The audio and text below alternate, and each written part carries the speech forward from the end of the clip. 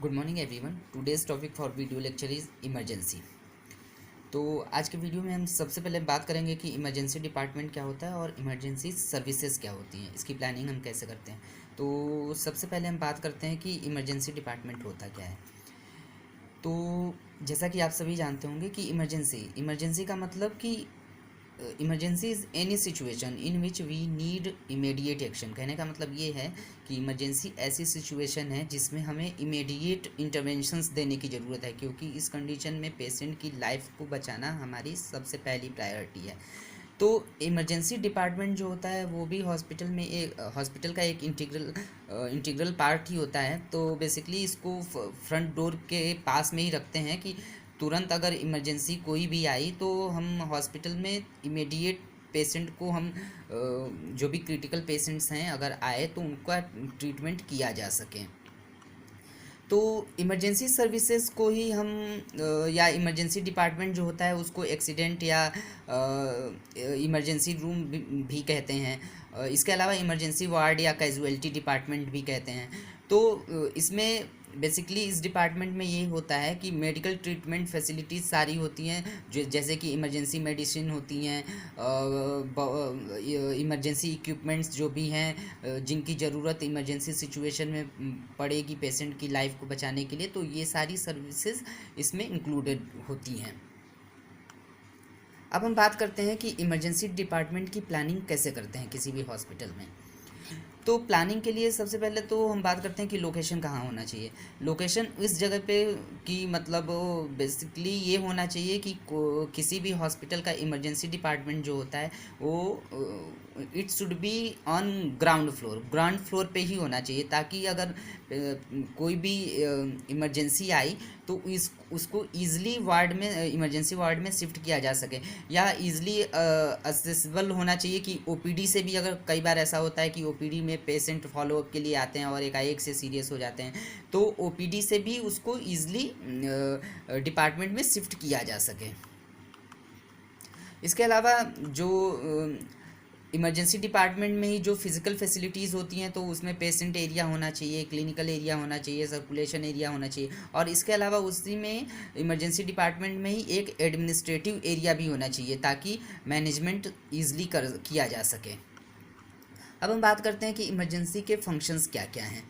तो इमरजेंसी के फंक्शंस जैसा कि हमने बताया कि इमरजेंसी में मतलब क्या कि पेशेंट को तुरंत हमें ट्रीटमेंट प्रोवाइड करना है। तो इमरजेंसी का फंक्शन यही है कि इमीडिएट और उसकी लाइफ को बचाने के लिए इमीडिएट ट्रीटमेंट प्रोवाइड करना है।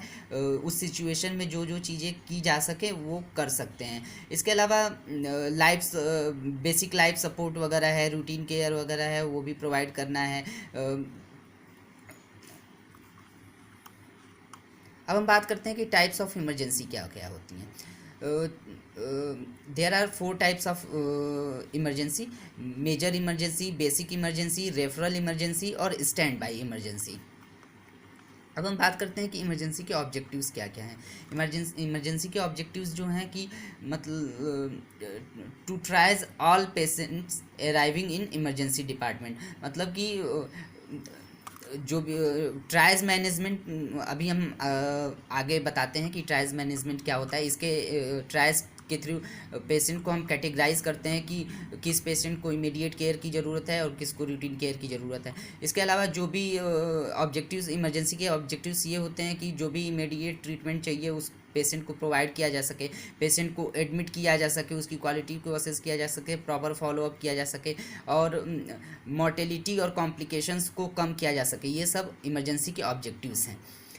अब हम बात करते हैं कि ट्राइज मैनेजमेंट क्या होता है, ट्राइज द्वारा कैटेगराइज हम कैसे करते हैं। तो ट्राइज का मतलब होता है कि हम पेशेंट, जो भी पेशेंट है या सिक है या वुंडेड पर्सन है, तो उसका इवैल्यूएशन करते हैं और कैटेगराइजेशन करते हैं। तो ट्राइज कैटेगराइजेशन में हम तीन तीन कलर कोडिंग है, रेड, येलो और ग्रीन। तो रेड कलर की कोडिंग में या कैटेगरी में ये होता है कि उसमें वो पेशेंट्स होते हैं जिनको इमीडिएट इमरजेंसी ट्रीटमेंट की ज़रूरत होती है, जैसे इमरजेंसी सिचुएशन होती है, उसमें पेशेंट की लाइफ बचाना सबसे बड़ी प्रायोरिटी होती है, जैसे कार्डियक अरेस्ट वगैरह के सीवीए वगैरह के पेशेंट्स होते हैं। येलो कैटेगरी जो होती है उसमें प्रायोरिटी देनी होती है ऐसे पेशेंट्स को। रेड कैटेगरी की तुलना में कम चांसेस होते हैं डेथ के। तो ऐसे पेशेंट्स को केवल प्रायोरिटी देनी होती है, उनको ट्रीटमेंट करना होता है, उनका असेसमेंट, रैपिड असेसमेंट करना होता है और ट्रीटमेंट करना होता है। ग्रीन कैटेगरी जो होती है उसमें नॉन अर्जेंट पेशेंट्स आते हैं, कि मतलब अगर उनको तो इमरजेंसी और प्रायोरिटी की तुलना में थोड़ा सा अगर हम टाइम भी लगा दिया उनके ट्रीटमेंट में तो उतना उनको अर्जेंट नहीं है, उनका हम असेसमेंट और ट्रीटमेंट हम बाद में भी कर सकते हैं। लेकिन इमरजेंसी और प्रायोरिटी वाले पेशेंट्स को इमीडिएट केयर करने की ज़रूरत होती है। रेड कैटेगरी में इमीडिएट केयर की ज़रूरत होती है, येलो कैटेगरी में उसको रैपिड असेसमेंट और ट्रीटमेंट की ज़रूरत होती है, और ग्रीन वाले में नॉन अर्जेंट होता है, उसकी केयर हम बाद में भी कर सकते हैं। तो ये ट्राइज कैटेगरीज होती हैं। अब हम बात करते हैं कि इक्विपमेंट्स क्या क्या होने चाहिए इमरजेंसी डिपार्टमेंट में। इमरजेंसी डिपार्टमेंट में ऑल एसेंशियल इक्विपमेंट्स जैसे वेंटिलेटर हो गया, कार्डियक मॉनिटर्स हो गए, ये सब अवेलेबल होने चाहिए। इसके अलावा जो भी क्रैश कार्ट है, ड्रेसिंग ट्रॉली है, ये सब भी अवेलेबल होना चाहिए। इसके अलावा जो भी इमरजेंसी डिपार्टमेंट है तो वो OT, ICU, blood bank, laboratory, OPD, mortuary, critical care units, radiology department और इंडोस्कोपी यूनिट, इन सब से क्लोजली रिलेशनशिप होना चाहिए इनका, कि मतलब अगर सपोज़ अगर इमरजेंसी से तुरंत अगर इन जगहों पे पेशेंट को भेजना है तो ईज़िली भेजा जा सके। अब हम बात करते हैं कि डॉक्यूमेंटेशन की। डॉक्यूमेंटेशन में इमरजेंसी में डॉक्यूमेंटेशन भी बहुत ज़रूरी है, क्योंकि इसमें पेशेंट के रिकॉर्ड्स को मेंटेन करना है, कैजुअलिटी डेथ रजिस्टर को मेंटेन करना है, इसके अलावा ऑपरेशंस और फॉलोअप रिकॉर्ड्स को भी मेंटेन करना है, रेफरल रिकॉर्ड्स को मेंटेन करना है, ट्रीटमेंट में क्या ट्रीटमेंट चला, ट्रीटमेंट रिकॉर्ड को भी मेंटेन करना है, इंसिडेंट रिपोर्ट फॉर्म भी फिल करना है और रजिस्टर मेंटेन करना है। इसके अलावा जो भी स्टाफ कैजुअलिटी वार्ड में जो भी स्टाफ है उनका अटेंडेंस रजिस्टर भी होना चाहिए। ड्यूटी डॉक्टर्स जो भी हैं उनका भी अटेंडेंस रजिस्टर होना चाहिए। जो ऑल डॉक्यूमेंट्स जैसे कि एडमिशन से हुआ, केस शीट हो गया, डेथ सर्टिफिकेट हो गया, तो इनसे रिलेटेड जो भी डॉक्यूमेंट्स है वो मेंटेन होना चाहिए। एमएलसी वगैरह मेंटेन, मतलब कि एमएलसी मतलब मेडिको लीगल केसेस जो भी हैं तो ये इन रिकॉर्ड्स को भी मेंटेन करना चाहिए। इसके अलावा डायग्नोस्टिक और इन्वेस्टिगेशंस रिपोर्ट्स वगैरह भी है तो वो संभाल करके रखना चाहिए।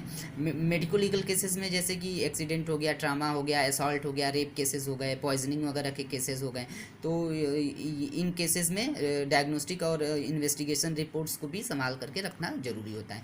तो इसलिए इमरजेंसी में डॉक्यूमेंटेशन भी बहुत ज़रूरी होता है। अब हम बात करते हैं कि इमरजेंसी नर्सिंग क्या होती है।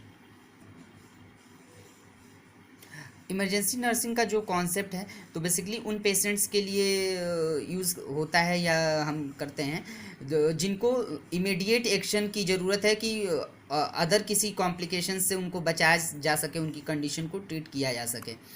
तो इमरजेंसी नर्सिंग के लिए कुछ प्रिंसिपल्स हैं कि पेशेंट का एयरवे इस्टेब्लिश करना है और उसको एडिक्वेट वेंटिलेशन प्रोवाइड करना है। इसके अलावा हेमरेज वगैरह है तो उसको कंट्रोल करना है, प्रिवेंट करना है, शॉक की कंडीशन को मैनेज करना है, और सर्कुलेशन को मेंटेन करना है और रीस्टोर करना है। इसके अलावा न्यूरोलॉजिकल स्टेटस जो है उसको इवैल्यूएट करना है, जो भी रैपिड असेसमेंट करना है वो उनको कैरी आउट करना है, कार्डियक मॉनिटरिंग करनी है, अगर वुंड वगैरह है तो उसको प्रोटेक्ट करना है, क्लीन करना है, जो भी मेडिकल हिस्ट्री है, एलर्जी वगैरह की हिस्ट्री है उसको आइडेंटिफाई करना है, और सारे मेडिकल रिकॉर्ड्स की फाइंडिंग्स को डॉक्यूमेंट करना है। अब हम बात करते हैं कि इमरजेंसी नर्सिंग के स्कोप क्या क्या हैं। तो इसके स्कोप ये हैं कि पेशेंट को के ट्रीटमेंट के लिए इमीडिएट एक्शन हम प्रोवाइड करते हैं, क्राइसिस इंटरवेंशन के टाइम हम में भी हम यूज़ कर सकते हैं, मतलब क्राइसिस इंटरवेंशन भी इसका स्कोप है। इसके अलावा जो भी हर एज ग्रुप के पर्सन का हम इमरजेंसी डिपार्टमेंट में ट्रीट करना ये कर सकते हैं। और अब हम बात करते हैं कि इमरजेंसी मैनेजमेंट के प्रिंसिपल्स क्या हैं और इमरजेंसी मेडिकल सर्विसेज के प्रिंसिपल्स क्या हैं।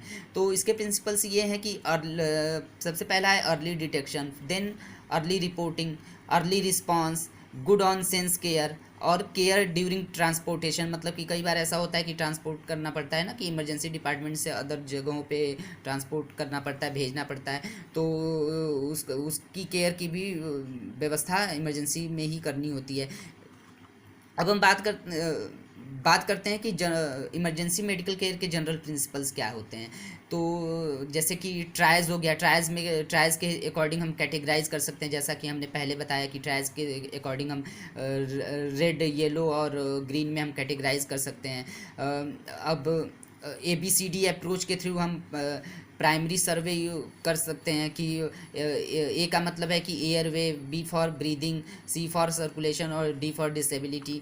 अगर सेकेंडरी सर्वे में हम EFGHI का अप्रोच हम यूज़ कर सकते हैं, जैसे कि ई का मतलब है कि exposure to environment, F for full set of vital sign, G for give comfort measures और H फॉर हिस्ट्री कलेक्शन और I stands for inspect and posterior surface. तो इसके अलावा हम सेकेंडरी सर्वे में हम AMPLE अप्रोच को यूज़ करते हैं, कि जिसमें A का मतलब होता है एलर्जी, M का मतलब होता है मेडिकेशन हिस्ट्री, P का मतलब होता है पास्ट हेल्थ हिस्ट्री, L का मतलब होता है लास्ट मील और E का मतलब होता है इवेंट्स या इन्वायरमेंट प्रोसीडिंग इलनेस और इंजरी। तो इन सब से हमें हम हिस्ट्री को कलेक्ट कर सकते हैं। तो इमरजेंसी नर्सिंग में भी यही इन कॉन्सेप्ट्स को ही यूज़ करना होता है, और नर्सेस रोल भी यही होते हैं कि इमरजेंसी में जो भी नर्सिंग केयर प्रोवाइड करनी है वो ईज़िली की जा सके, कि पेशेंट की लाइफ को बचाने के लिए हम जो जो एक्शंस हम कर सकते हैं, जो इंटरवेंशन हम प्रोवाइड कर सकते हैं, वो हम ईज़िली हम कर सकें। Okay, today I have discussed about emergency and emergency nursing. I hope you have understood the topic. Okay, thank you.